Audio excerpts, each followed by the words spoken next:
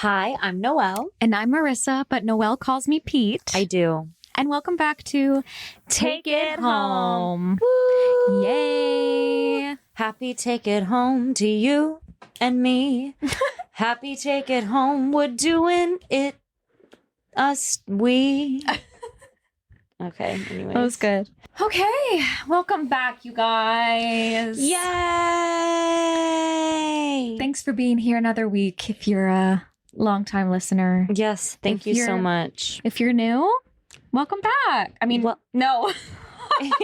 If you're new, welcome. You guys, my brain. If you're new, welcome for the first time. Yeah, not welcome back. Sorry. That's exactly crazy. The opposite of what I wanted to say. Anyway. Do you want the house tour?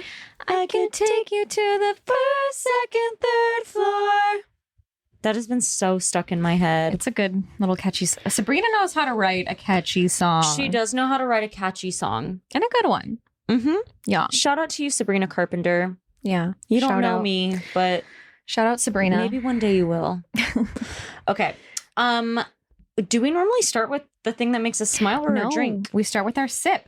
What are we drinking today? Hold on. You guys need to look at this. If you're watching, well, first of all, we're drinking tea today because we're being cute and wholesome. Mm-hmm. So we're going to set down the microphones for 1 second, but let me explain. I was in a thrift store, one of my favorite antique shops in Williamsburg called Mother of Junk. They have so many cool things and it's like actually cheap. And as soon as I saw this set, I had to get it. And then I imagined us using it on the podcast. It's this little mug and saucer set. It's, if you're listening and not watching, they're white, but then the rim is pink on the mug and the saucer. So I got two, one for me and one for Noelle. They're adorable. Let's hold them up. It's so cute. I wonder if you can see the pink detail on the video. You can see the pink, but the kind of tea we're drinking is a honey chai turmeric.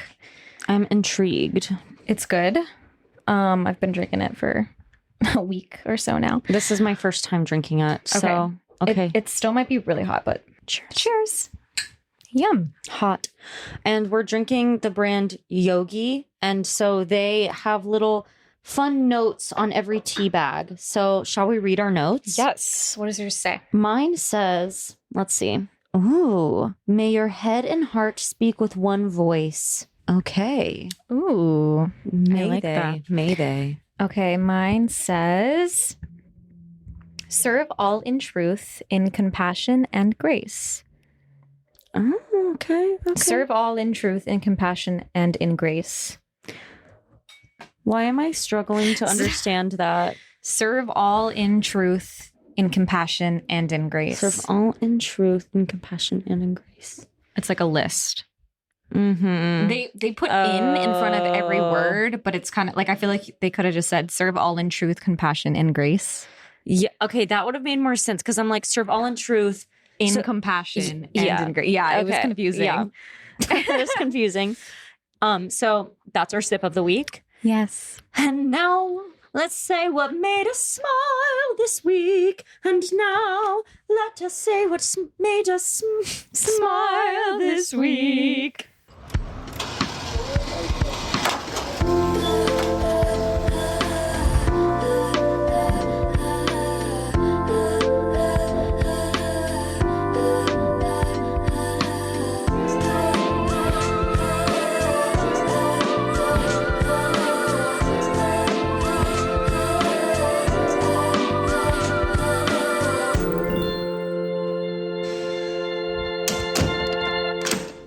What was yours? So I have a surprise for you guys. Kind of. What? I have no idea what it is. Well, you're about to find out. So my smile happened to me today. I was nannying. For those of you who don't know, I am a nanny. I've been with the same family. This is my 3rd year with them. So I'm pretty close with the kids. The girl is 7 now, and we just had some extra free time, downtime today. We had extra time and she was like, can we write a song? Can we make a song? And I was like, sure. And she has this little journal that she writes lyrics in for herself. Aww. And I basically let her do the whole thing. I actually didn't help her with it at all because she was just flowing. And she just like wrote an entire journal's length, like page length of like lyrics. And I had the idea because I was like, we don't really have time to like flesh out a whole song right now. But I had the idea because there's this AI app where you can put lyrics into it and it creates like a song. Oh my God. And it's good. Like, it's kind of crazy what AI can do. And it's just like funny because it's like a 7-year-old's lyrics and then the app turned it into an actual song. We made it like a pop song with a female voice, and I'm going to play it for you guys. Wait, oh my God. It's maybe like a minute long, if that. But just imagine these are like 7-year-old little lyrics written in her journal that I just put into this app, and then it created this song. I'm excited. Oh my gosh. I see angels in the sky. I see angels in the sky.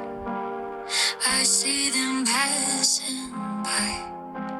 The breeze is flowing to me. My sweatshirt's falling off. My sweatshirt's falling off. Hold it in. I just want to remember this moment. An angel's wings look so magical. I just want to meet an angel. I don't feel like I can hold it in. I just really want to let it out. I just think it's stuck in my head forever. There's no way I can get this out. There's no way to stop this. I can't do this. There must be a way to stop it. What if I find a way to stop it? I bet I can find a way. I bet I can find a way. What if I can get up? What if I find a way? What if I grab its wings? What if I meet an angel? Oh my God, the ending. An angel. Isn't that crazy? Okay, I have a few thoughts about that. Yeah. One, love the lyrics. She did so great writing those. AI scares me. Yeah, isn't that Why does crazy? that sound like a real singer? No, Why? I know. How did it create a song that fast? Like, It also gave me 2 different versions of the song. So I have like a completely different version I don't of like the that. song. Like same genre, same voice, but like a different song with the same lyrics. So it's crazy. Like you can tell it to oh, you know what? This kind of plays into our topic today because we're going to be talking about social media and like technology and whatnot. But you can tell it to like make it country, make it this, that. Like you can get more specific with it too. It's just kind of crazy what it can do. But I also have to just add, like, this is my smile because the way she lit up when I played that for her, it was like, it was the best thing she had ever heard. And she was like, I can't believe we did that. And I was like, girl, that was all you. Like, these are your lyrics. And she was like, yeah, but you typed them in. Oh my God. Yeah, but And you she was typed just them like so happy in. about it. And I got to like send it to her so she can have it. But That's how really cool. sweet. Like as a kid, like seeing your lyrics turned into a song like that would be awesome. I don't support AI music, but in this case I do. I know. I was like hating it. And then you said that Quinn was really happy about it. Yeah, it was just for fun. Like I would never I do not support like artists using AI in that way to like, no, I'm scared for like the Tilly Norwood. Yeah, That no. new actor. But it is crazy that like, would you know that was AI if you didn't No. know? It sounds like some singer. I'm trying to think of who. This is my fight. Oh my song. God, that's exactly what it is. Who is that? Someone. Rachel Platten. Yes. It's like It kind of that. sounds like her. Yeah, Okay. Well, that was my smile. that's crazy. I was not expecting you to play like a whole song I in your know. smile, but I love it. And the lyrics, I liked the end when she was like, what if I grab its wings? Yeah. So powerful. Yeah. I like in the beginning, she's like, my sweatshirt's falling off. I don't really know like where that lyric came from. I'm like, what does that mean? I don't know. But cool. Good job. It's really funny. Good job to you and her. You guys made a beautiful song. Thank you. My smile is that mine is pretty simple. I was in Florida this past weekend and I got to have a beach day where I sat on the beach in the sand. That's crazy. I know. I was at the beach 2 You were days in like ago. hot weather. Yeah, I was. I was in hot weather. It was very hot there. And yeah, I freaking love the beach. It makes me so happy. The only thing that made me sad was I couldn't swim because the current was so strong. Oh, they wouldn't. They like had flags up and it was scary. The waves were scary looking. And I love swimming, but I'm so grateful I got to have a day at the beach. I was on the beach for a couple of hours. I got to sit in the sand. I got to lie on the beach and yay. That's nice. I'm jealous. So that is my smile. It's getting cold here in New York. It is. And then I came back here and I'm like, whoa. Yeah. But I'm kind of liking it right now. I don't like when it gets freezing. Like in a couple of months, I'm going to be like, oh my God. But like today I was kind of like, okay. I'm not minding it. It's very new. I feel like in the past like couple weeks, it started just getting chilly. Mm-hmm. And I guess when we're recording this, it's like last week of October. So we're, when it comes out, we'll be a couple weeks into November and it'll probably be even colder. So yeah, I don't know. The more I drink this tea, the more I really like it. It's really good. Yeah, I like it. I also love anything with turmeric because it's anti-inflammatory. And don't we need that? Mm-hmm. I feel like I'm always inflamed. We do need that.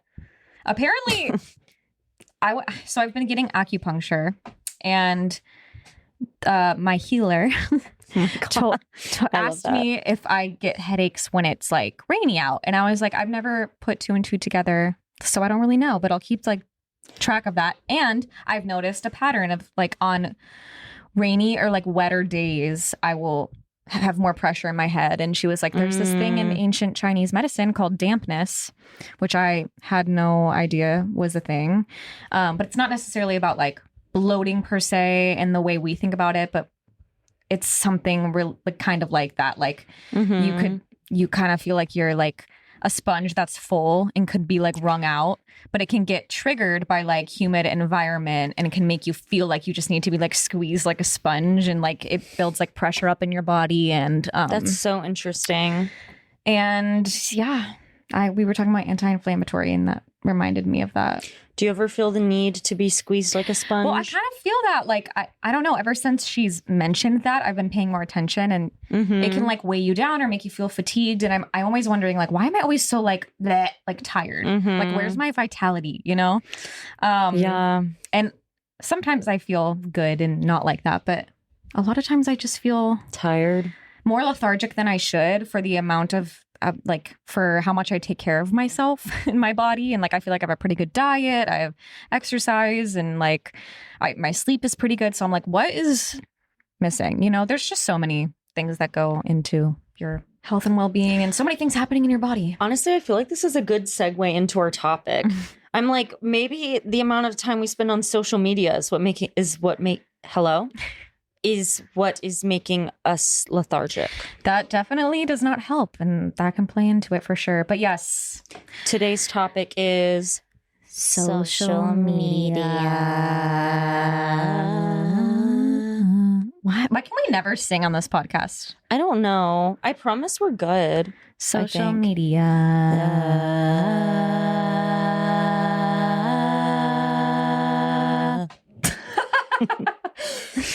Yeah. Yeah, because that sounded really good. Yeah, that was good. That was better. It kind of sounded like Minions. I don't know. Wait, what do Minions say? Banana. Do they say banana? They like speak gibberish. Not actual. They're like, I don't know. Wait, that sounded like one. Banana. Banana. And then they're like, Fred. I don't know. They all have like names like Bob and Fred, right? Like, probably. That's so like, that was my humor in elementary school. I'd be like, my name is Bob. Yeah. Yeah. Remember Fred? YouTube Fred? Hey guys, it's Fred. And today we're gonna go swimming in my pool. Or Annoying Orange. Oh my God, I forgot about annoying Stuff orange. like that.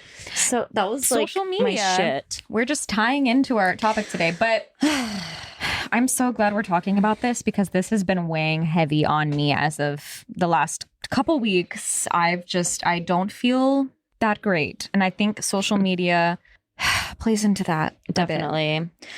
So how are we going to begin this conversation? I guess just talking about the evolution of social media since we've been alive. Yeah.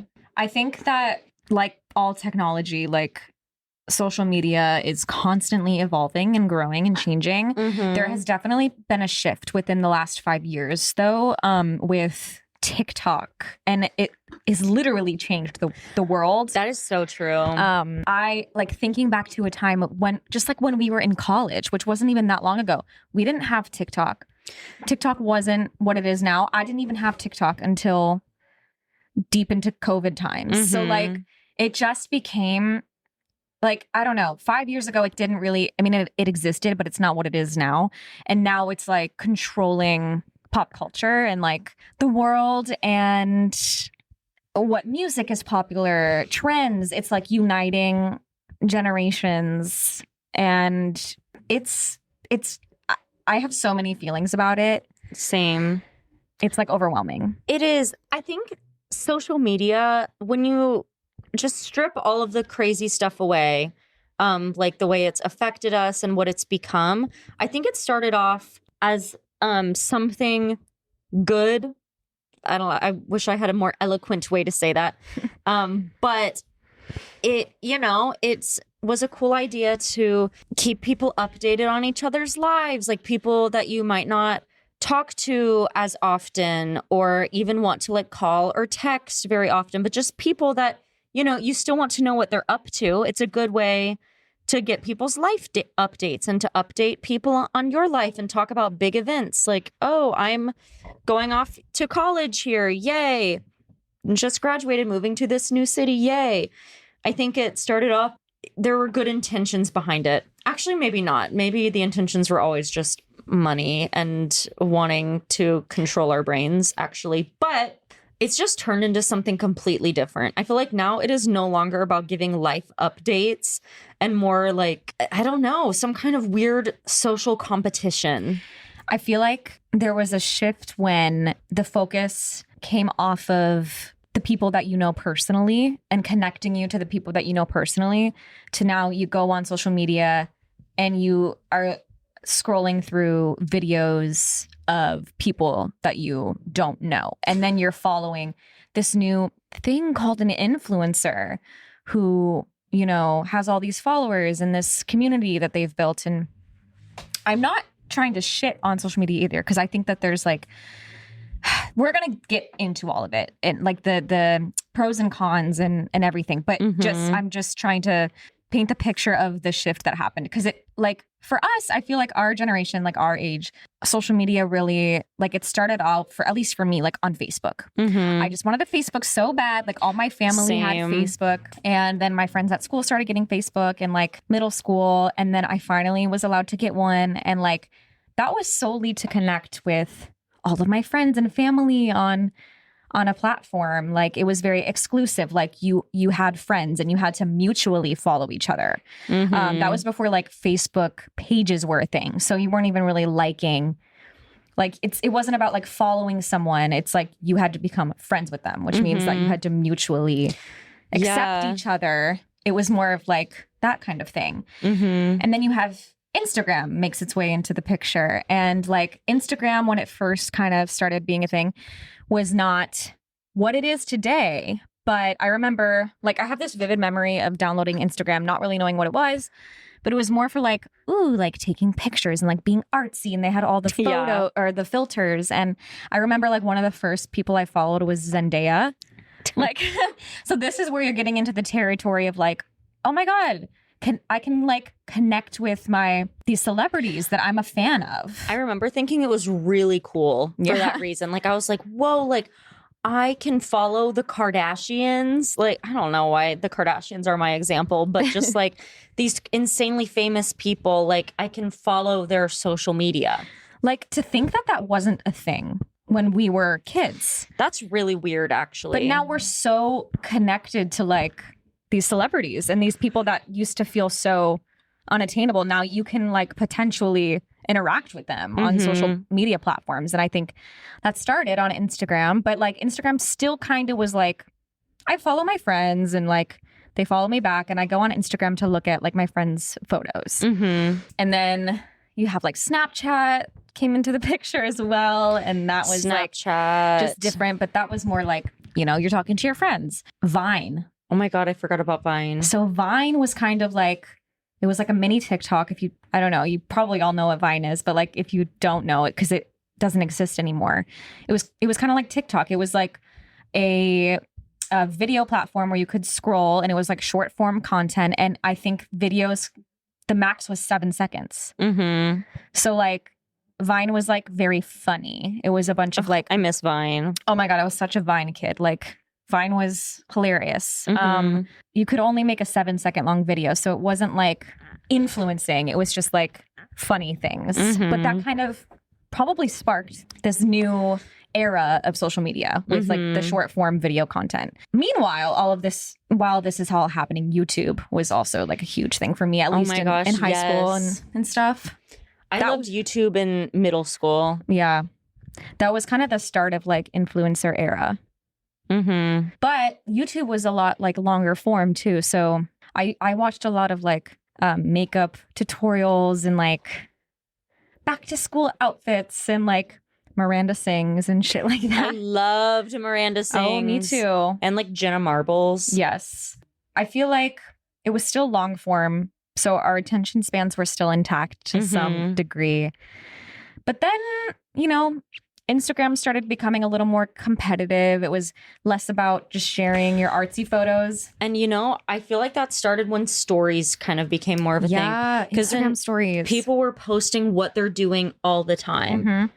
And it's bad for you. One, like I was noticing it being unhealthy for me, seeing what other people were doing, first of all, because of FOMO. It's like, oh, these people are hanging out without me. Like, you know, but then also bad for me because I wanted to post everything always. Like, why am I posting when I'm out to dinner with my friends? Why am I posting here and there instead of living in the moment? Like, I feel like you're posting on your story and then you're just going and checking who's seeing it rather than doing the thing that you're posting. Yeah. It's like, did it even happen if you like didn't post it onto your Instagram story? Ugh.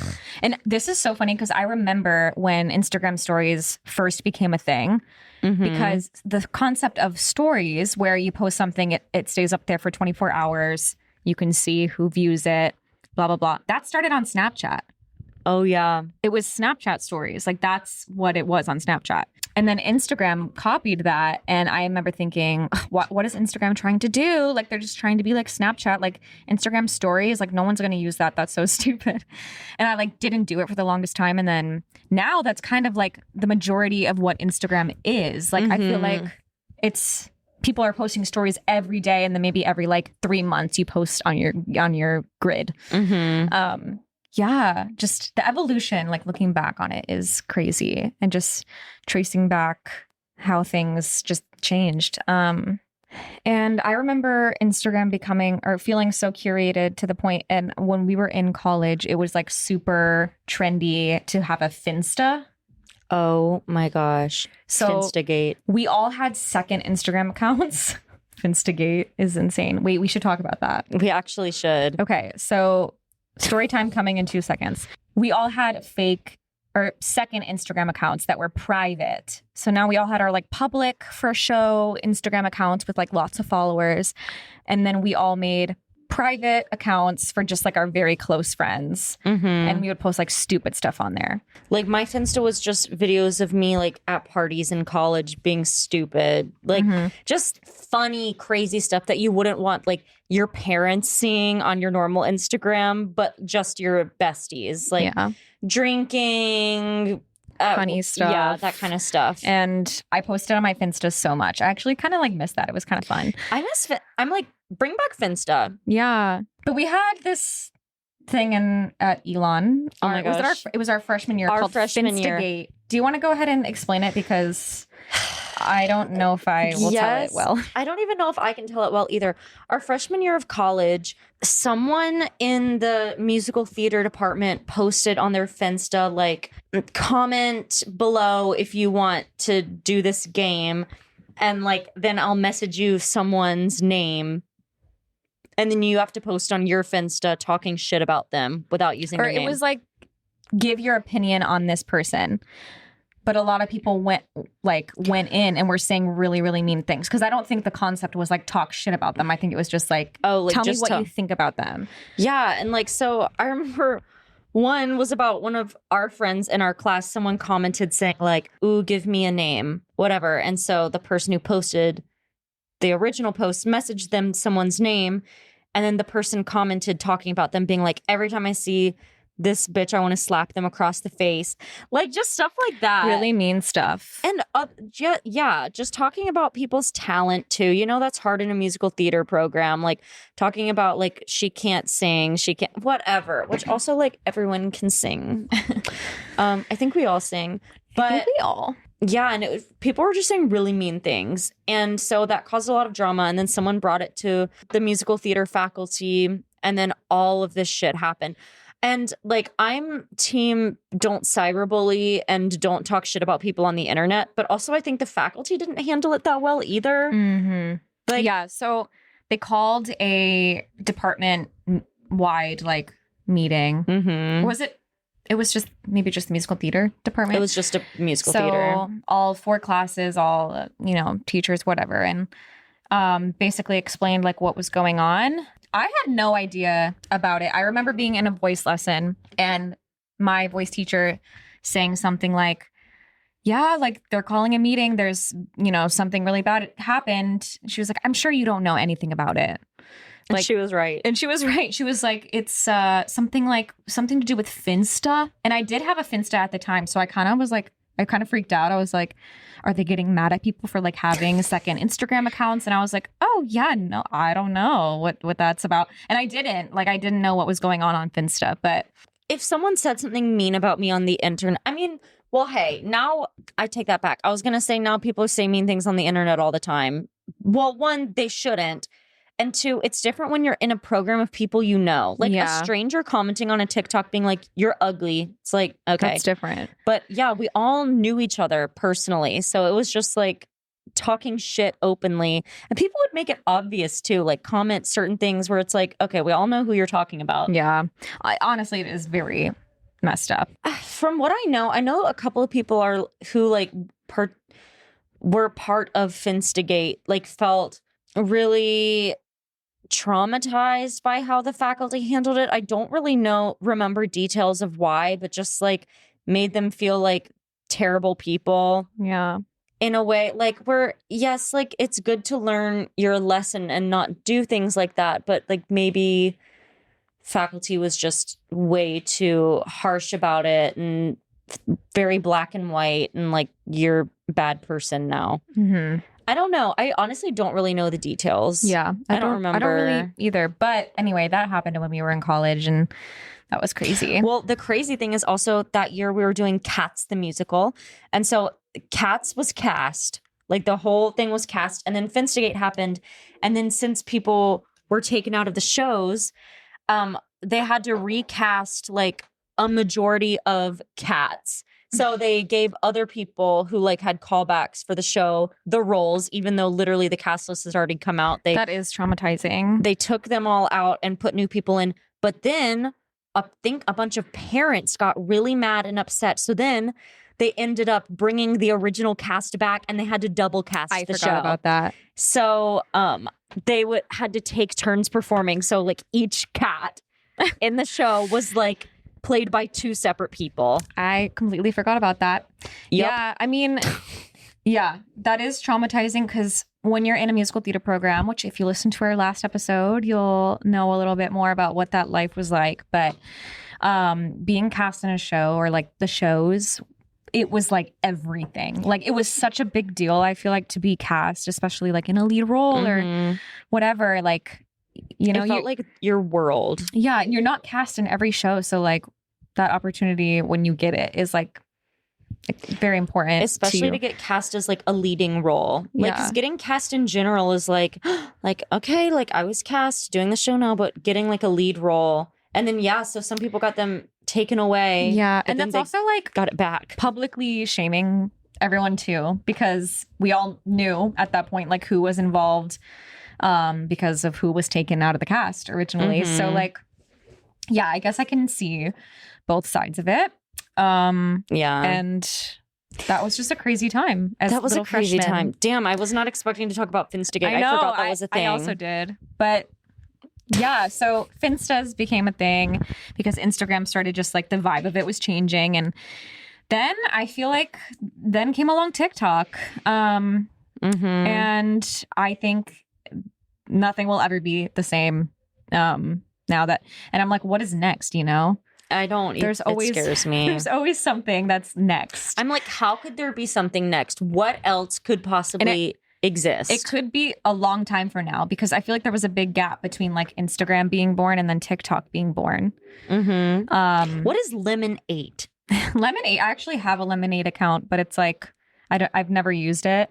It's linked to your TikTok, but it's like honing in on the like influencer side of TikTok, where you can like buy products. Like it's like almost like a mix of Pinterest and TikTok.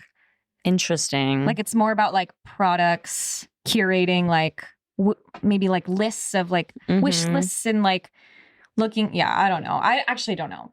That could be wrong, but I always think that's what the vibe is. Like notifications on my TikTok, like join Lemonade. Yeah. I downloaded it just to see like what it was. And now like I can't get rid of it. I don't know, because it's like linked to my TikTok, but who knows? Because it's evolved so much too. Like when we were children, we didn't have access to all of this. And now kids at younger and younger ages are being exposed to more and more on social media. And I'm like, if I, as a grown 27-year-old woman, am being affected by my social media intake, I cannot imagine what it's doing to like a vulnerable child's brain that is still in development, even like teenagers, because we didn't have that. And I'm so grateful we didn't, when we were growing up. I feel like there have always been beauty standards and trends and whatnot. Like, I mean, I'm sure throughout all of time. But with social media, it's just so much more amplified. Like, it's not just like you buy a magazine. It's like now pretty much everyone has a phone and it's all right there and you scroll and scroll and scroll. And also, beauty trends, I think, were more of a thing in the celebrity community for a long time. Like, you're like, wow, that celebrity looks like not a real person. They're so beautiful. And it's because they could afford to get the work done and whatnot. But now I feel like more people are doing that. And no shame. I just want to say Florence Given in Women Don't Know You Pretty talks a lot about how you cannot judge women pretty much for anything because society tells us to do shit. So like, if, for example, if someone wants to get a boob job, some people might be like, oh, like she's getting a boob job, like she's fake.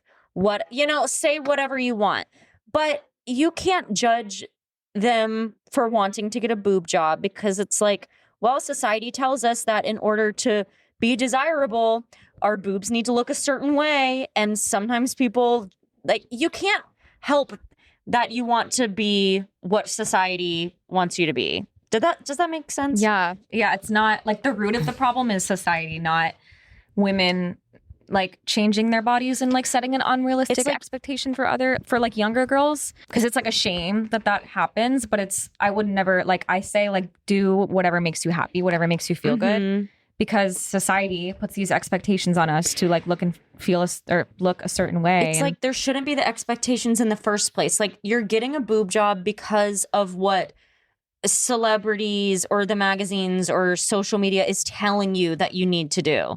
It's, it's like if we didn't have these trends, then people wouldn't be doing it. And then we could all just look however the fuck we're supposed to look Like, why are we all trying to look the same way? Yeah. Ugh, but I know, don't I hate blame people. Like, again, I will reiterate. I don't blame people who get work done.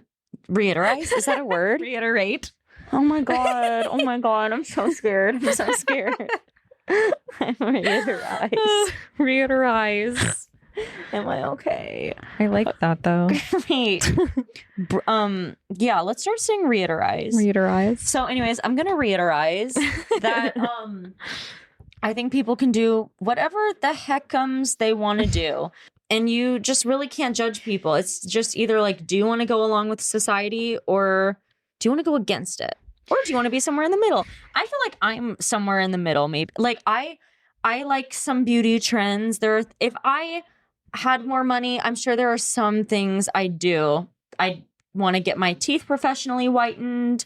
I'd want to I'm like, would I want Botox? I don't know. Probably At some point. It's a really weird, like, vicious cycle because there's the root of the problem.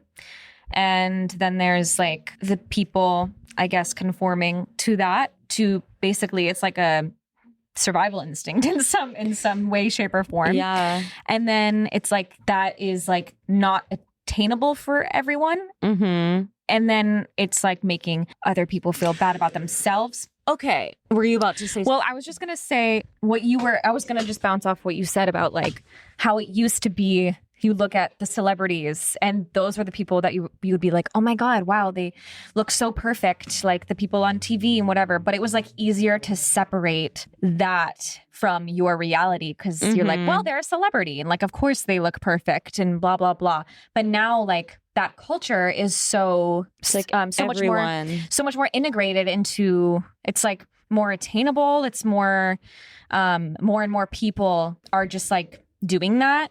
So like it just seems like yeah, everyone's doing it and everyone should look this way now. Like every normal quote unquote person is now getting Botox, filler, plastic surgery, and not even just that, but like just like what about body trends? That became a thing my God. of like having your body to look a certain way, and then like it would shift into like, well, if you don't look like this, and then it shifts back, like the pendulum swings with their body trends. And like boobs, for instance, like it's, you know, everyone's always like, oh my God, gotta have like bigger boobs. And then small boobs are in. And then it's like, what do you mean? In? What do you mean? What do you mean in? It's like everyone has a different body. Let's not make bodies a trend because people literally will like change their bodies with surgery to make them look a certain way and then like or want like to reverse unhealthy it. eating and workout habits. Yes. I will say like I've fluctuated so much in my relationship with my body. Like, I feel like there have been times when I've loved my body. Like, I feel like in high school, having like, being like curvy and having like big boobs and a big ass was like super in. And I remember feeling like hot shit because for a high schooler, I had boobs and butt. And I just remember feeling so hot. But then I remember getting into college and I feel like maybe that was also just part of being a musical theater program surrounded by like dancers, not even in a comparing myself to others way, but just like in the musical theater world, it's like you need to have a Broadway body, like you need to be skinny, skinny, skinny. And that's not me shitting on skinny people. It's me shitting on just the word skinny. Like, stop. I hate the word skinny. Yeah. It triggers me. And it's just like, okay, like, I don't know. And now I'm just kind of at a place where I'm like, I don't know. I feel like being super skinny is in again. And I don't know. My relationship with my body is just weird. There are times when I hate my body. And it's like, why? What? And you and I actually have this conversation a lot because we have like is differing a word? Yeah, it is. I'm like, I don't know what Differing is a word. We have differing body types. You could just say different though. Why am I like, I don't know why I'm trying to like sound smarter and it's not working. My brain isn't working today. You and I have different body types and we both talk about our insecurities with our bodies in like opposite ways. Like we like getting pictures taken from different angles. Yeah. Like I like when people take photos from above because I feel like it makes me look a certain way and you like them from below. Or like straight on. Yeah. Yeah. I don't like above because it makes me, it's just like, no matter what you look like, there's always going to be some thing that like the internet will make you feel insecure about, because it's just like never enough. And ultimately it's like the beauty industry benefiting from that, because you know all these companies are just trying to sell you this and this and that. And like it's actually kind of crazy on TikTok too, like the ads you'll get for the new fucking thing to do. And like I sometimes like submit to it. Like it's like it's powerful. Like what was I gonna say? Fuck.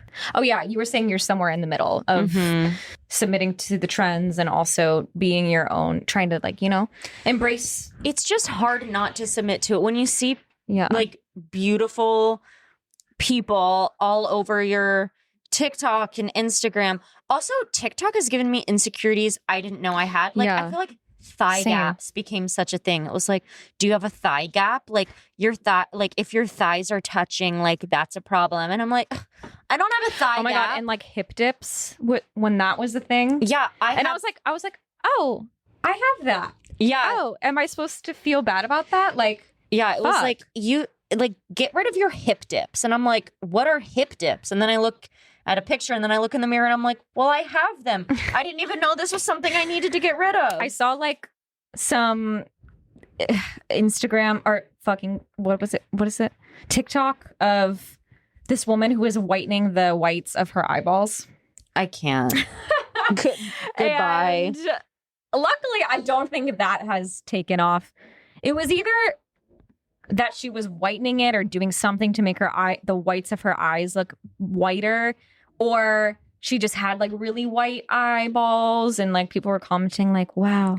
Dead I don't know. ass, It was what? fucking weird. But yeah, it's just like you could do everything and it would never end. There's always going to be something that the internet is going to be like, you need to change this about yourself.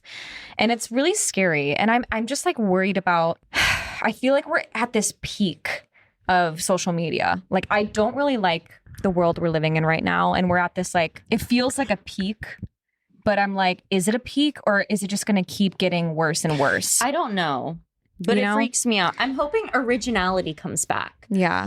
You know what's so crazy? I literally, this past weekend when I was in Florida, I took a picture with someone who I was visiting in Florida, LMAO. But all I could think of, like, we got a bunch of pictures and there were so many where I was like, ew, delete, delete, delete, delete, delete, because of how my arm looked. That's one thing I've been really looking at recently. When I get a picture, I'm like, oh, what does my arm look like? Then I'm like nervous to look at it. And then it like dictates my mood. And Yeah. that's not normal. It's like, who the fuck cares what my arm looks like? And I actually had a moment after deleting some of the photos and I was like, why am I deleting these photos when I'm like seeing this person and I'm seeing his show and this is like a special weekend Yeah. and I'm not taking these pictures because I want my arms to look good. I'm taking them because this is a special memory. Yet when I look at them, I'm like, hell fucking no, I don't like the way I look. I don't like my arms, and then delete them. It's like, really? Do I need my arms to dictate my mood? It's And sad. it's like, But it's like not your fault, you know? And I also feel that way. Like I'm hypercritical. And this is actually why I struggle with like creating content, which we'll get into like what it's like doing that as an artist and just like how that affects you. But like I just every time I like try to make a video or like I don't know, take pictures, it's like I am just hypercritical of the way I look and I will nitpick every single little thing. I don't know if that's the typical experience. I'm assuming it probably is. But like it kind of just like puts me in a bad mood.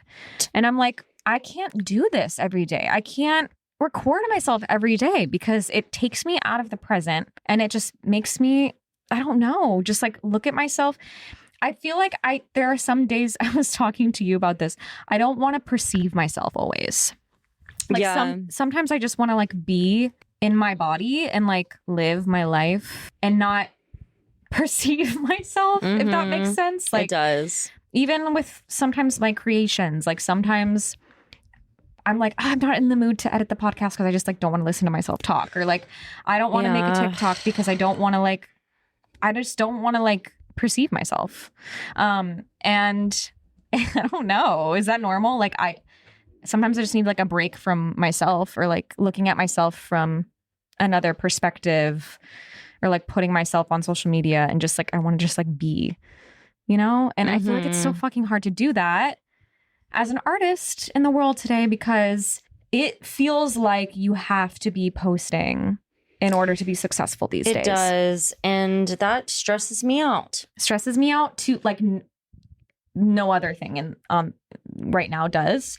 It's like, on one hand, we have this platform and this amazing resource to like gain, you know, to show our art and, you know, reach others in ways that maybe we wouldn't be able to without TikTok. But then it's like, one, it's hard to do that. It's not easy, you know. I don't know. Maybe sometimes people post their first TikTok and it just like, yeah, I have not had that experience. So Me it's neither. like very hard to be consistent enough with it to like break through the algorithm. Also, it's like, if that doesn't feel aligned with you, like if creating content doesn't feel like it aligns with you and who you are and what you want to do, or like how you want to go about sharing your art, it feels like you are missing out on this opportunity to be 10 times more successful than you are, because you're not taking advantage of this resource.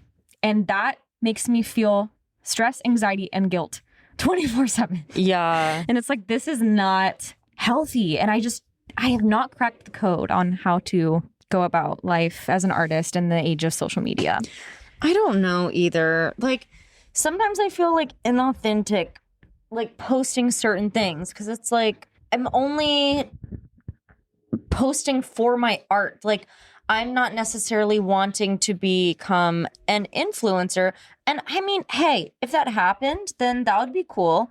But that's not my goal at all. My goals are to be an artist. I would love the podcast to reach more listeners. I would love to have more of a platform on here. I would love to be an actor.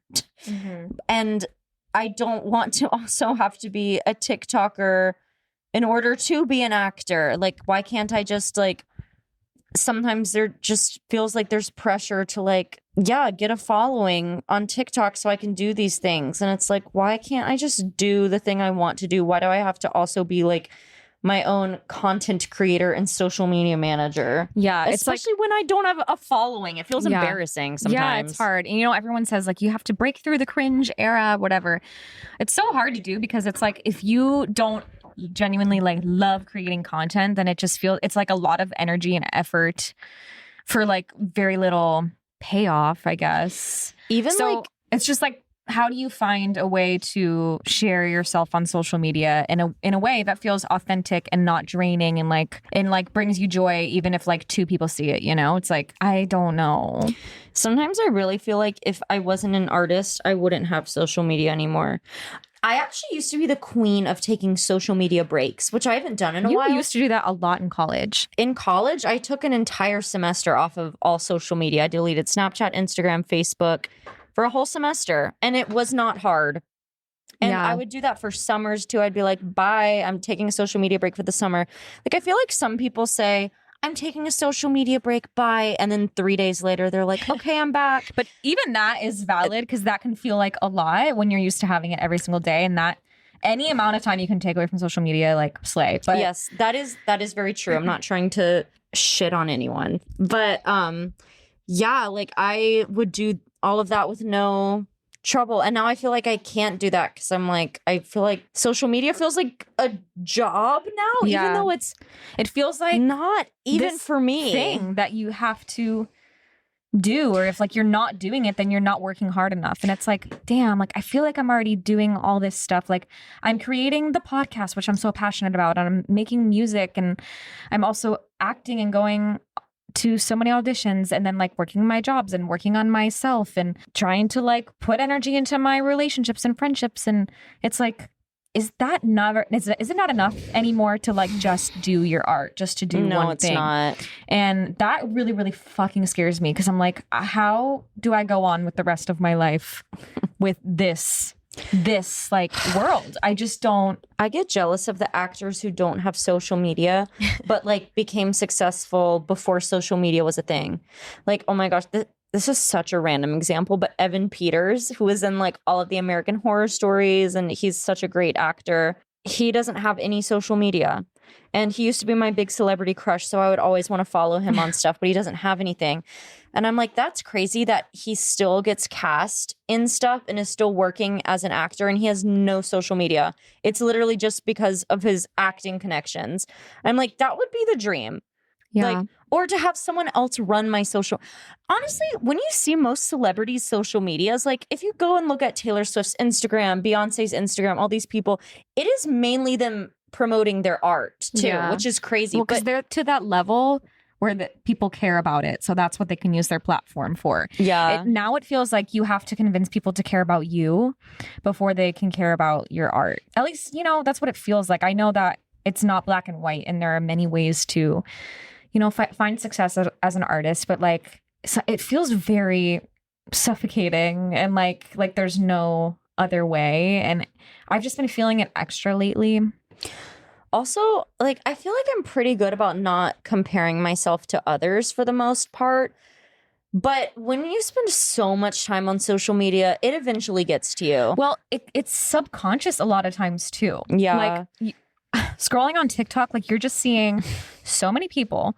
I don't know, just depending on like what your algorithm is bringing you, like you're most likely seeing people's lives that you kind of aspire to, or like that are like parallel to yours, because that's the parallel people that like, get to me. That's the content that interests you naturally, and like that you interact with, so that's what keeps showing up on your page. And it's like, what's the line between inspiration and like comparison and like causing a downward spiral of doubt? It's hard. It's funny because I feel like back in high school and college, a lot of the issues with social media were more like FOMO.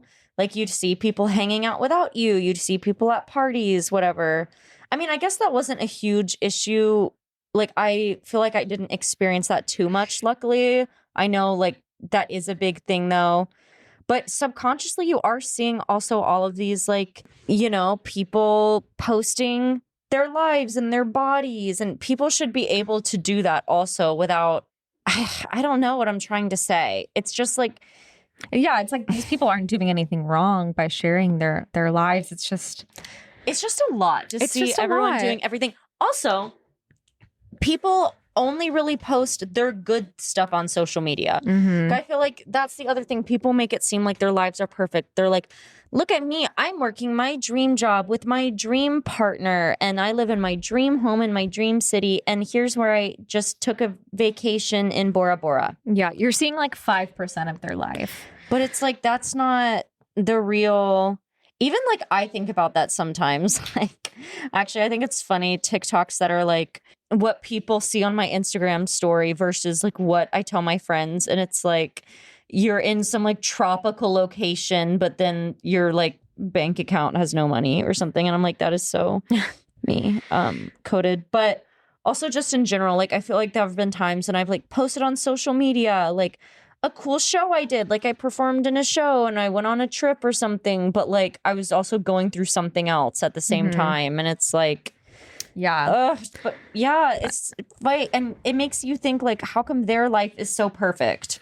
Yeah. It's like no one's life is perfect. It's easy to forget that you're only seeing like such a small chunk of someone's life. Mm-hmm. And like, even if you don't mean to, like, I think just seeing so much information, you're going to compare, even if it's subconscious. And I think it builds up over time after a while. Also, just like being someone who struggles with mental health already, I think TikTok has not been great for my anxiety, especially in the dating world. Like, because I've had a lot of unfortunately bad experiences with men, and TikTok like tries to explain to me how I'm supposed to be feeling.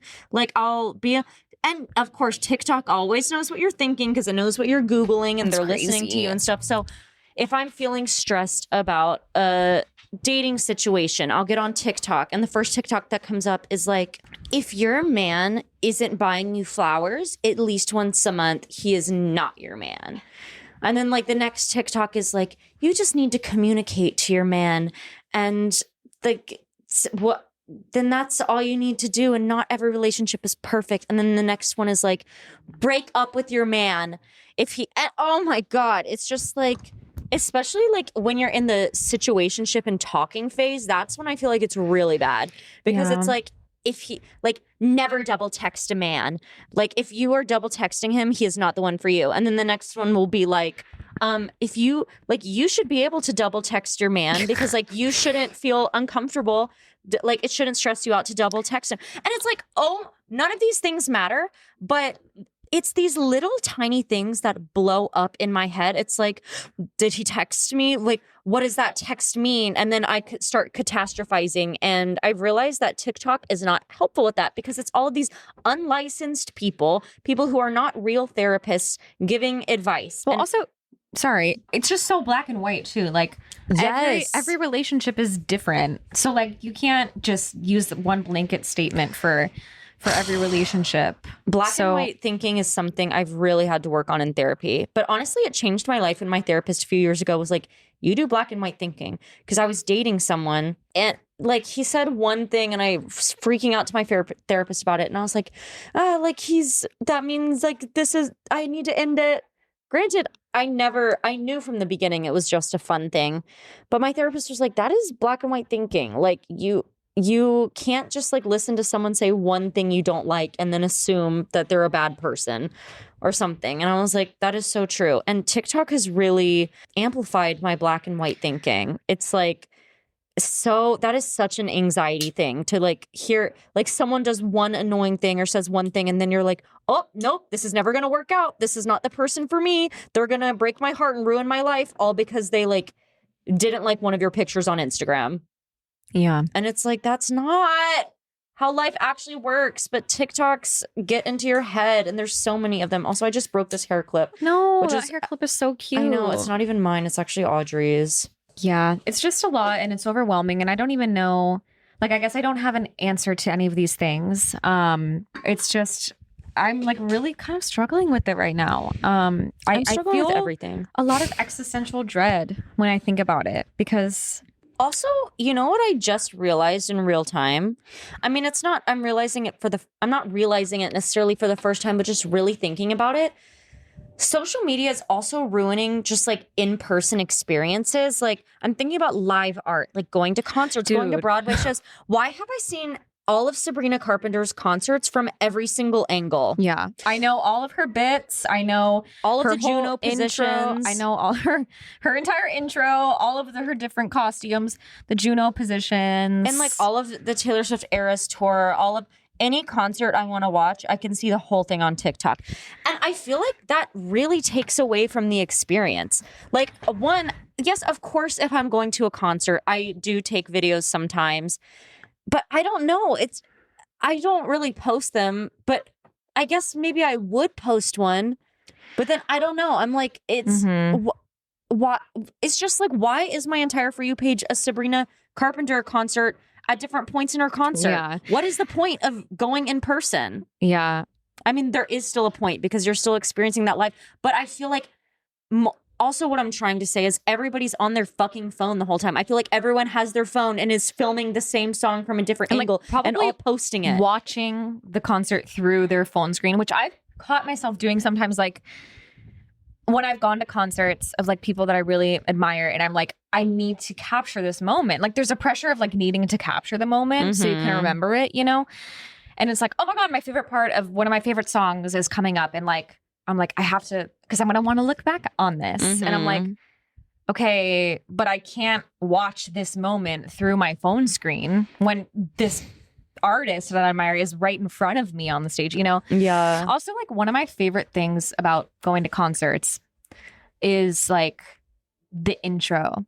Because I think it's so exciting. Like going to a concert and like a person and like their songs and you don't know what song they're going to open with. Mm-hmm. And you're like, oh my God, what's the intro going to be? What song are they going to open with? Like that was always the most exciting thing. And yeah, it's like you just know all of that stuff now because it's on TikTok. And I'm like, maybe that's good in a way for like the people that can't access those concerts and are never going to be able to go see those shows, that they can also like see that. But yeah, I don't know. There's just always like two sides of the coin. Is that? I think that's I don't know. Like there's two sides to the story. Yeah. I guess it's just like there's pros and cons. Like, yeah, it can be good in some ways if you look at it one way, and then in other ways it's just like not. I think the worst thing is being somewhere and feeling like you need to record every moment rather than just being present. Like, it's fucking stressful. It bothers me when people are on their phones too. Yeah. Like, I mean, and of course I go on my phone sometimes, but I feel like you and I at least are good about like, if we're going out to dinner or something, like we are not those people who are on our phones when we're like at a bar, at dinner. Like, I really try not to be. No, we're not. We don't do that. Like, I don't think any of my friends at the moment really do that. Maybe some. And like, I like to take pictures, but yeah. But there's a difference between, okay, here's the other thing. There's a difference between like capturing things and like, we take pictures of every food we eat. Yeah. Well, we both have food Instagrams. Follow them. Ironically, we're like, we hate social media. People need to stop taking pictures. Like, food Instagram is so funny because I have like 60 followers or something, and it's like it's more for me to like remember like all of the places I've eaten because we both are such foodies and like we've eaten so many cool restaurants, and it's like kind of keeping a log of everything. Mm-hmm. So yeah, But I will say we don't even post them while we're at the restaurant. No, I post That's them the like, other sometimes thing. like weeks later. I'm like, oh yeah, I went here. I am so bad at posting actually in the moment, which is good. But I feel like recently I've been good about taking pictures. Like I deleted my Instagram for most of my trip this past summer. Then I ended up re-downloading it, but I still wasn't really posting during it. I like had a week and a half in Brazil with all my social media deleted. But then it was like, I had so many pictures on my phone and I was like, I'm just going to go ahead and post the first half of the trip. And then I deleted Instagram again. I don't know. I feel like when I'm on trips or if I'm going out to eat with friends and stuff, I like to take pictures of the food and the things and then put my phone away and then experience it instead of like, ooh, got it. Let me get the perfect picture of my food. Okay, now I'm going to post it and like make sure the story's right and add a caption. Like, I don't like doing that. Like now I feel like I post things like the next day or something, which is honestly a good tip. Like the urge to post something in the moment, that's like, I don't know, something to ponder. Like if you feel the urge to post right now, it's like, why do you need to post that now? Why? Right. I feel like I've really been not liking pictures recently. Like I've not been enjoying getting my photo taken recently. Yeah. I'm like, what's that about? I don't know.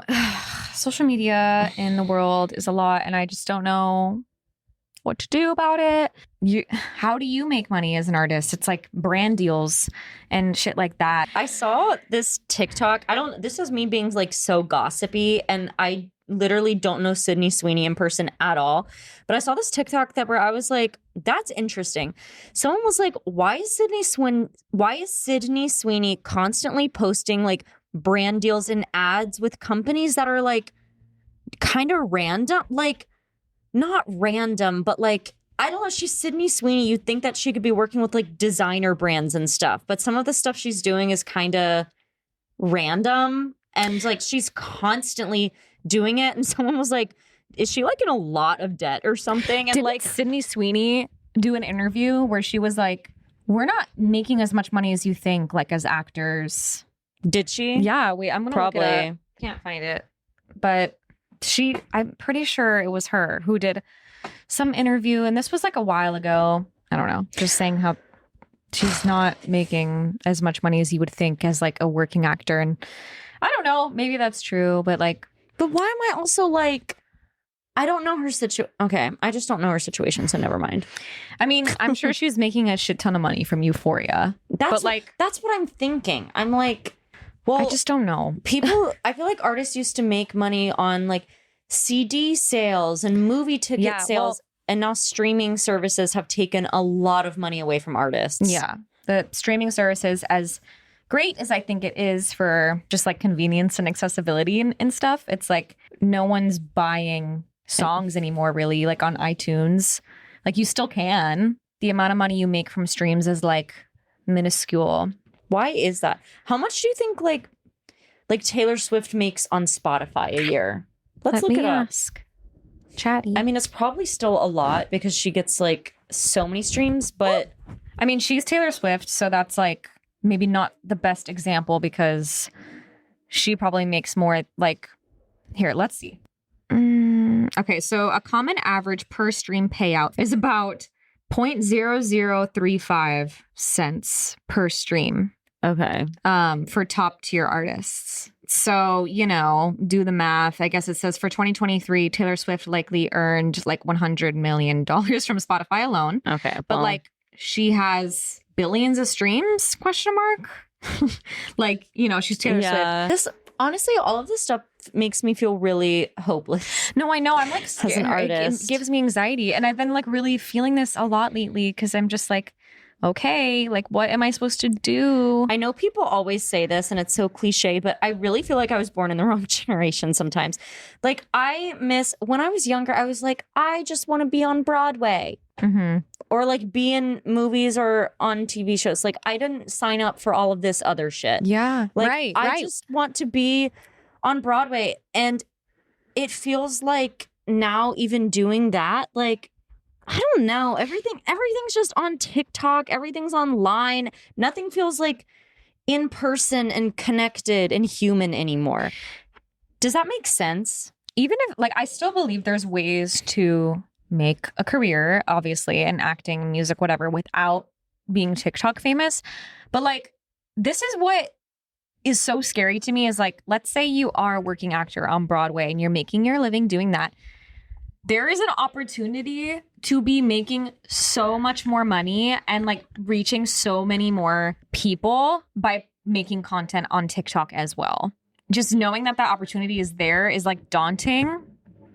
Because it's like, if I don't do it, am I just like missing out on all of this money and all of this opportunities to reach more people, which could lead to opening more doors for you in your career? Because there are people who probably literally get cast because they have like a following on social media. Influencers getting cast on like in Broadway shows and influencers in movies now and influencers making music and signing record deals, and that shit is so frustrating sometimes. Unless you're an influencer who like if you're an actor and have been taking classes, whatever, and you're also an influencer, that's completely different. I'm talking about the people who get record deals or book roles solely because of their following. Like haven't had an acting class, never wanted to be an actor before. When there are so many people who like are really good, who have trained for so long. And I'm not saying these people don't deserve these opportunities, because it's like there is something to be said about like what it takes to like put yourself out there on the internet and to be successful in doing that. And I'm not shitting on that. I just don't like that it feels like the only avenue now. It does. But like, I'm not saying the people that do that, it's bad or they don't deserve the opportunities that they get. Because it's like, yeah, it does open doors for you. And if you realize this is something you want to try and that's something you have that opportunity, then go for it. But like, why is there no other way to do it these days? Or why does it feel like there isn't, you know? It's just crazy. It's like, I don't know. It scares me. I know. Okay. So I'm feeling a little rattled, and because I feel like this is just a conversation that's spirally. Like there's no resolution. There's no telling like where this is leading in the future. It's scary, and that's that. But if you're feeling similarly, we are there with you. And I did want to end this episode going through some tips and tricks of like what you can do if you do feel overwhelmed by social media, or honestly what you should implement anyway, just to like prevent burnout from social media. And yeah, I think the only way to kind of resolve this conversation, because there's no way to do that other than taking control of, you know, what you can control, because social media feels so out of control sometimes. So we wrote down a list of some things that help us to kind of like limit our social media use, or kind of help the way we go about it when it feels overwhelming. I'll start off by saying something I do a lot is I like to sleep with my phone on Do Not Disturb. And when I wake up in the morning, I try to keep it that way and not check social media first thing. It's not always something I'm successful at, but like on the days when I do, I do feel a lot better of just like being able to have my morning, not having like Instagram and TikTok be the first thing I open and see when I open my eyes. It feels a lot more grounding to wake up and just like be in my body and be a person, and yeah, not directly go on that. So like keeping your phone on Do Not Disturb in the morning. Humans were not made to consume this much information. I feel like especially right when you wake up, that's like... Or like before you go to bed too. Yeah. Like that's not a good way to start the day, by opening this app with this light that shines into your eyes that gives you bad news and like shows you everything. Like you don't need to know that when you first wake up in the morning or right before you go to bed. Yeah. So that's something that helps me. And like, don't underestimate the power of Do Not Disturb. Honestly, like for some reason this week I've been leaving my phone on Do Not Disturb throughout the day, which I don't usually do. But like, I actually have been checking my phone a lot less because of that. Because like, even if like I get a text from someone, that immediately causes me to look at my phone and like open the text, and then I'm on my phone, and it's just so easy to like click on an app. But like having your phone on Do Not Disturb gives you the power of like when you choose to look at your phone when you choose to, not the other way around. So don't underestimate like how helpful that can be, honestly. Yeah. What else did we say? You talked about doing cleanses. Yes, I know this is hard for some people. I've known people who are like, I could not take a cleanse. But I will say the times that I've taken social media cleanses where I literally don't go on it for weeks or months have been really nice. And you actually like, I have found myself in those times, like not thinking about social media or missing it at all. Like normally if I delete it, I'm only constantly reaching my phone to check it for like the first 2 days of the cleanse. And then every time I'm like, oh yeah, I forgot I don't have it. And then I just stop doing that and don't miss it. If anything, it's more anxiety inducing when I re-download social media. I'm like, oh God, what's on here? But it actually feels very nice. It might be daunting at first, or you feel like, what am I missing out on? But like, I feel like you just text people, call people, say, what's up? Yeah. You don't have to like look. Or actually, this isn't something we wrote down, but this has helped me. Deleting the apps. But if you really feel, Pete's going to laugh. If you really feel like you don't want to not go on social media, delete the apps. But then like you can log into Instagram on Safari sometimes. That's something that Noelle does sometimes. And I'm like, why are you on Instagram on Safari? And I will say, like, the thing about it, though, is you can't post when it's on Safari. And I normally log out of my account, and so I have to log back in. So sometimes I'm just too tired, and I go on Safari and go to Instagram.com, and then it's like, what is your Instagram.com? Literally. And then it's like, what is your login? And I'm like, ugh, that's too much work. And then I just don't go on it. Isn't that crazy how our brains work? Yep. Like, it's just at the touch of a finger. So, like, it's just there and it's so convenient for us. But if we have to log in, it's like, fuck it. It's so crazy. But also you can't post on Instagram.com on Safari. So like sometimes I feel like I've gone through different phases. One where I feel like I'm stalking people too much, and then also phases where I feel like I'm posting way too much.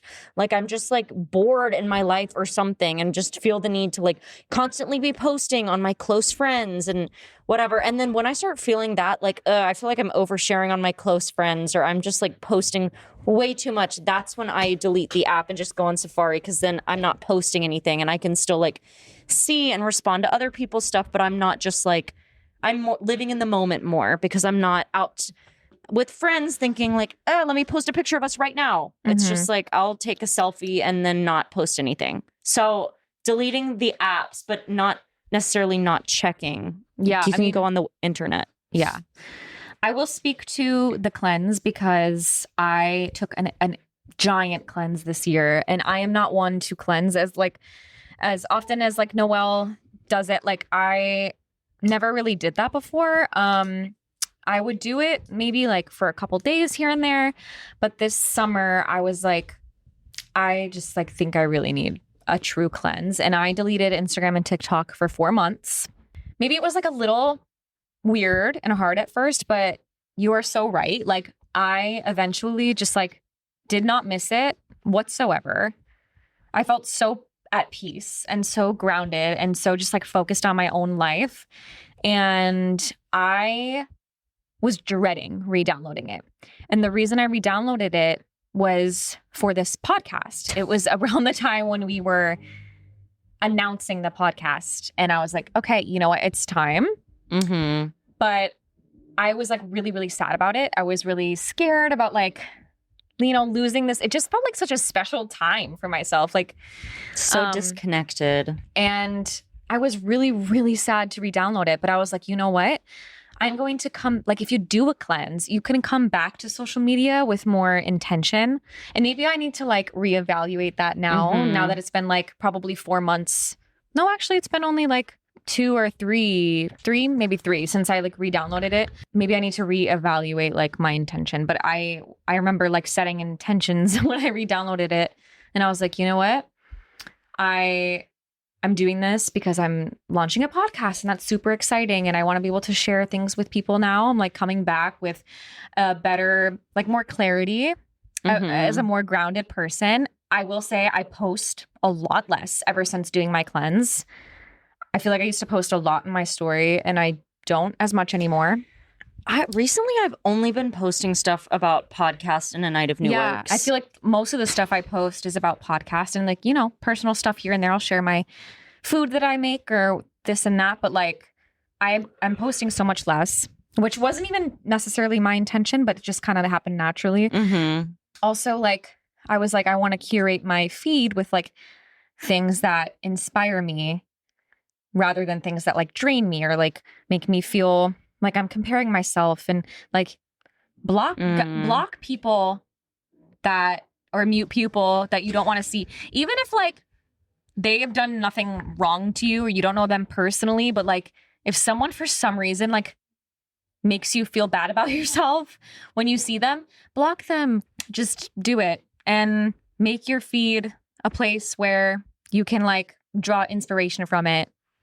That's another thing. I unfollowing people that like, oh, I don't know. I was just like, why do I follow this person? Like someone I haven't spoken to in like 10 years and wouldn't even say hi to in a grocery store. Like, why? But then I started following more like educational accounts or like authors that I love, like other podcasters, people who, inspire me rather than, I think I unfollowed the Kardashians. Yeah, so did I. No hate to the Kardashians. Kim, if you're listening to this, I think I still follow Kim, but I might have unfollowed some of the others. Yeah, and it has nothing to do with them sucking. Like, I don't think they suck at all. I actually think they're interesting. But like, I was just kind of like, why do I follow these like this hot, perfect looking family that I've never met before? Like, what's the reason for, you know, seeing that on your feed? Like what unless it makes you feel good, then like why is it there?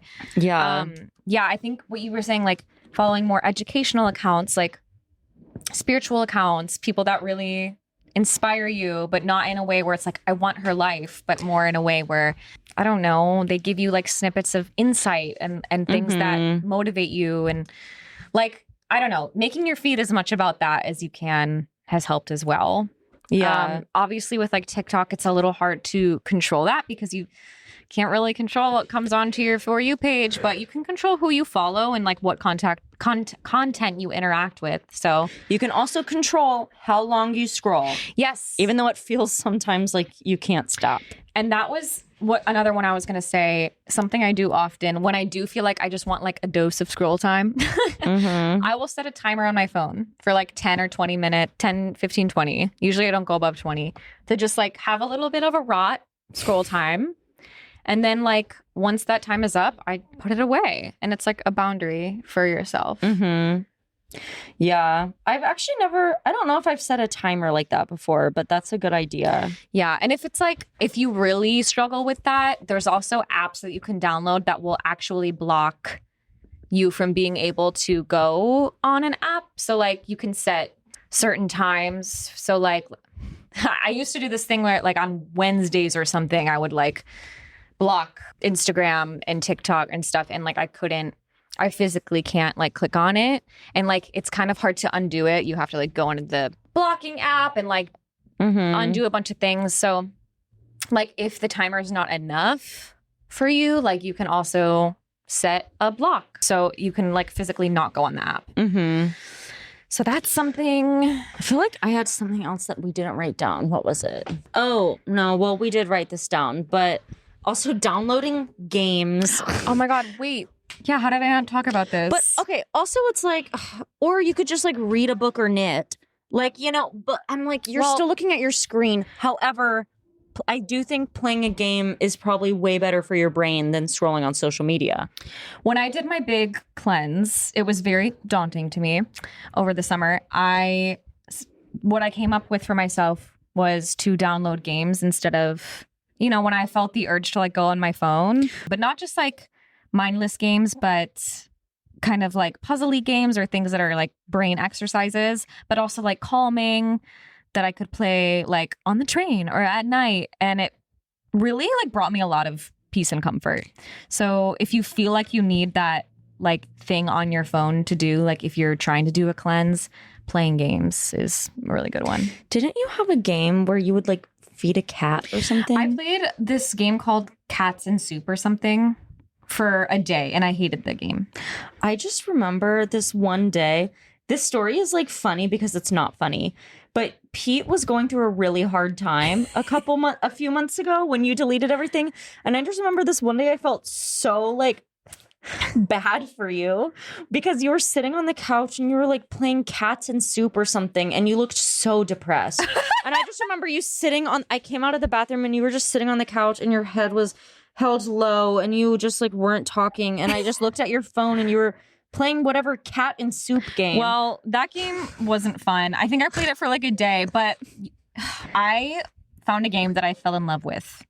If you like puzzle games that are also like beautifully crafted, Monument Valley is what got me through the summer, but the music is incredible. I actually was like listening to the soundtrack, beautifully crafted, like visually, musically, and then it's like really kind of like difficult, but like peaceful at the same time. Little puzzles. It's like this little girl and you have to get through. It's kind of like a maze in a way. I don't know how to explain that sounds like something I would like. Monument Valley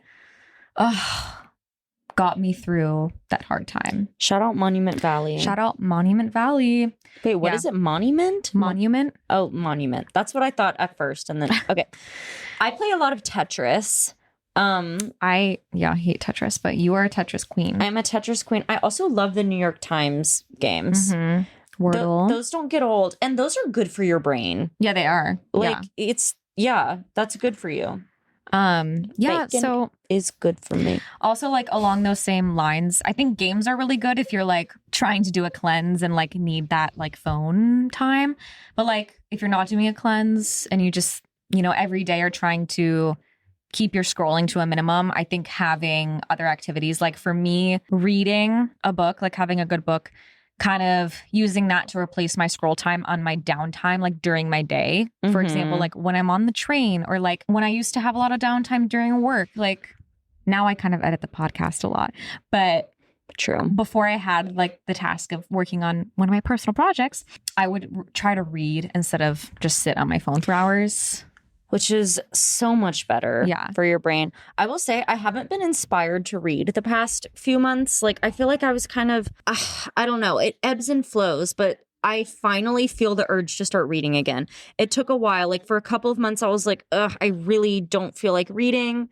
But now I'm about to read Eli Rallo's book, which is about having a quarter life crisis, which I feel like I'm in or having. So I'm like, this seems relatable. And now I'm really excited to start reading again.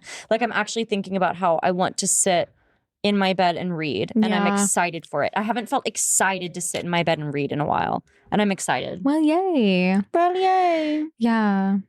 Life weird. I also love reading nonfiction. I mean, fiction is wonderful too. I love nonfiction too. I get excited by nonfiction, and that's just my truth. I do too. I mean, most of the books I've read in the past couple of years have been nonfiction. Yeah, the only fiction books I read were like when we were doing book club. Yeah. I started a book club and it fell off, but maybe we'll start it off up again sometime. But like personally, I've just always read nonfiction.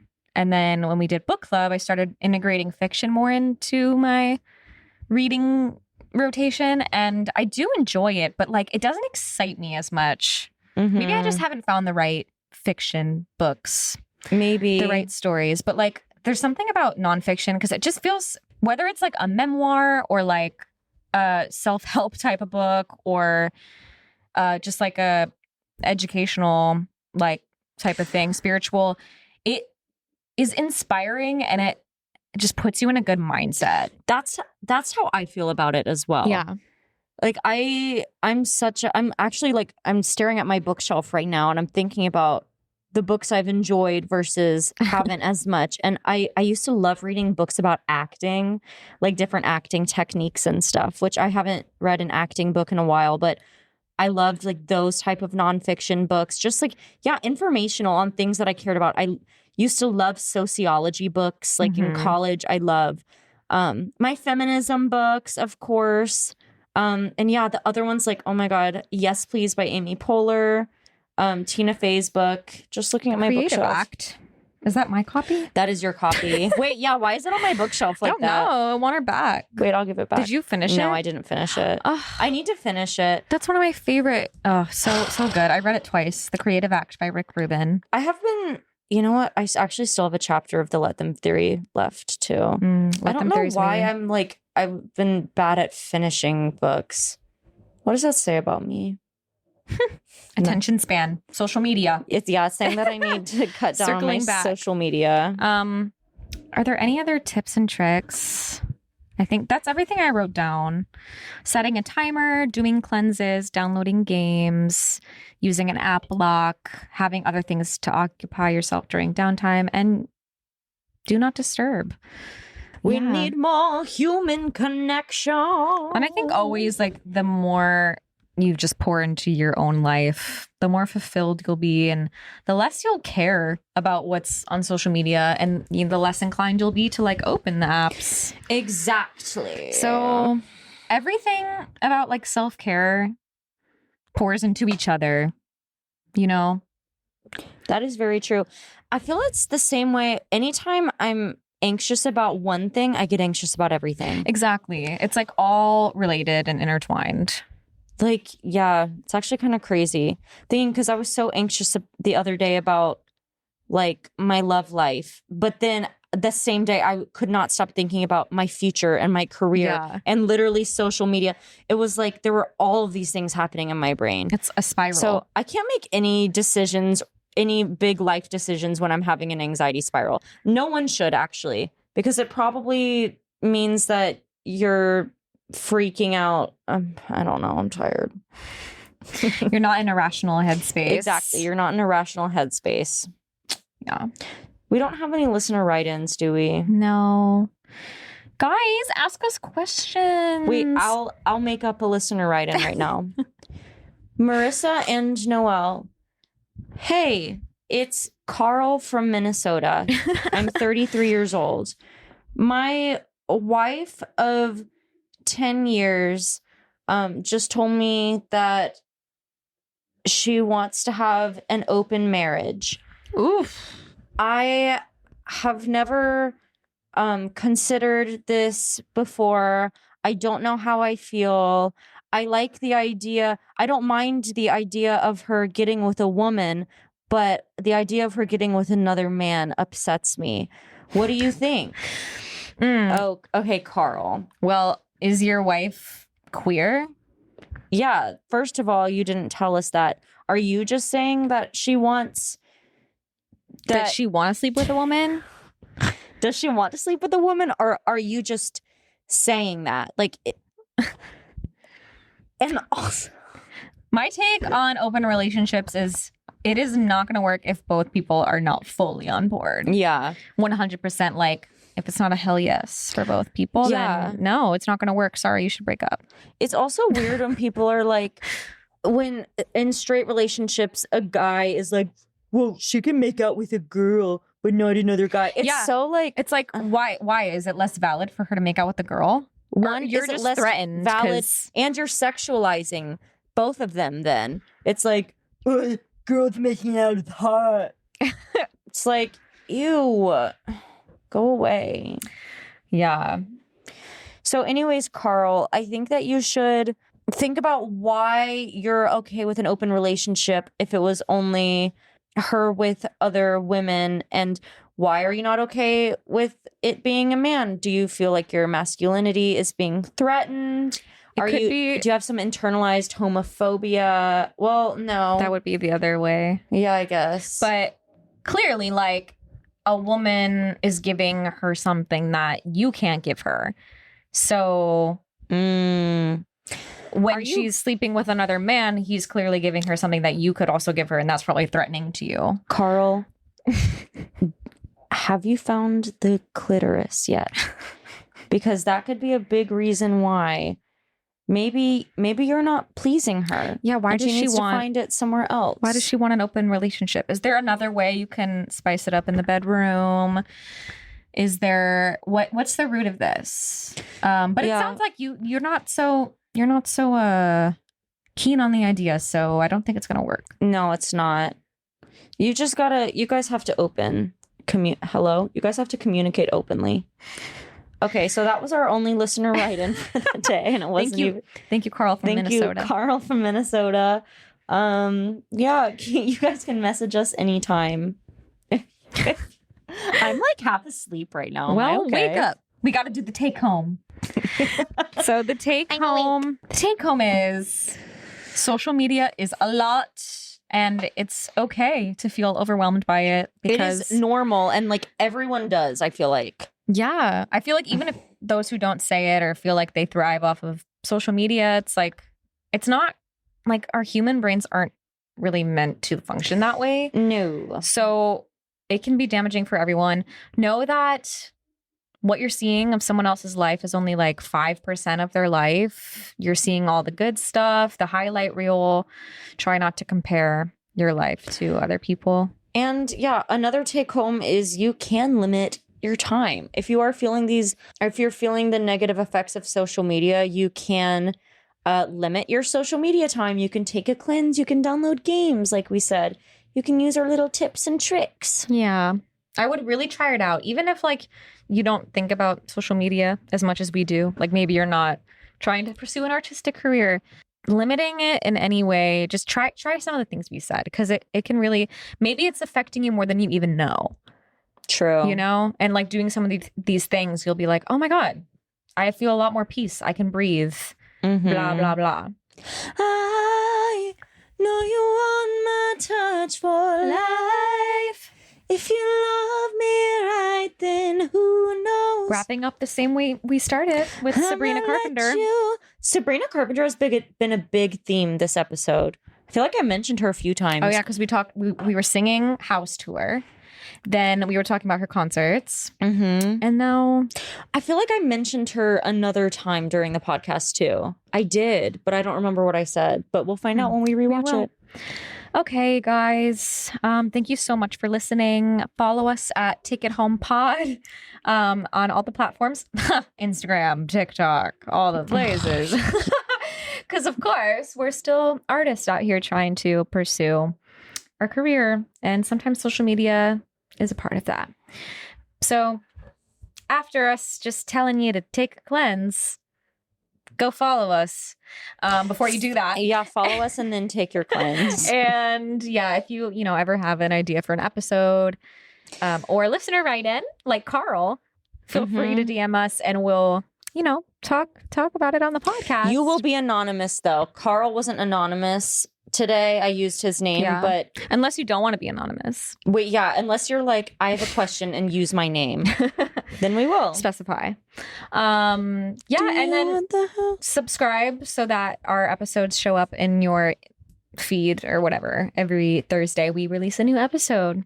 So yeah, just do all you can. Give us a rating if you liked it, 5 stars. And if you didn't like it, then no it's need. okay. Don't rate it at all. Don't write a review. Don't rate. And now, Goodbye. goodbye. I love y'all. Love ya. Thank you for listening. Thank to ya for our listening. podcast. Yay. Bye.